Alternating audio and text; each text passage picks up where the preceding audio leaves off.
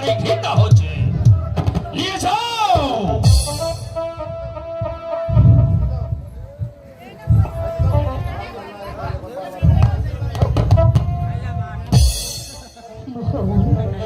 কাজটা তুমি ঠিক করলে না মোহন, কাজটা তুমি ঠিক করলে না।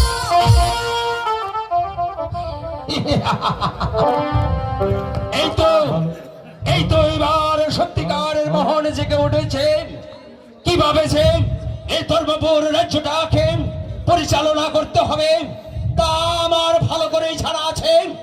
আর শুনুন মন্ত্রী মহাশয়, মহারাজ, আপনি শুধু আমাকে সহযোগিতা করবেন, সেজন্য কোনো চিন্তা করবেন না মহারাজ।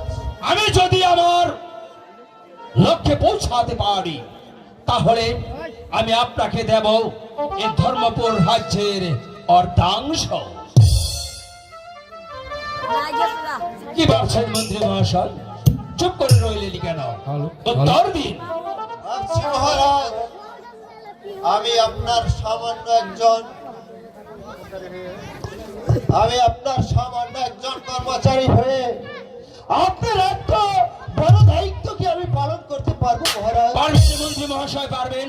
আমি জানি দীর্ঘ 25 বছর যাবৎ আপনি এই ধর্মপুর রাজ্যের মন্ত্রিত্বগিরির চাকরি করে আসছেন, আর সেজন্যই আপনার একজন বুদ্ধিমান মন্ত্রী যাবার প্রয়োজন।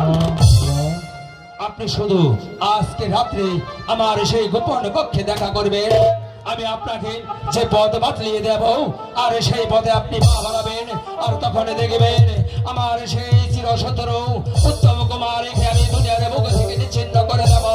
আর ওই মহারাজা চন্দ্রশেখরকে আমি জন্মের মতো আমার সেই অন্ধকার কারাকক্ষে আমি বন্দী করে রাখব।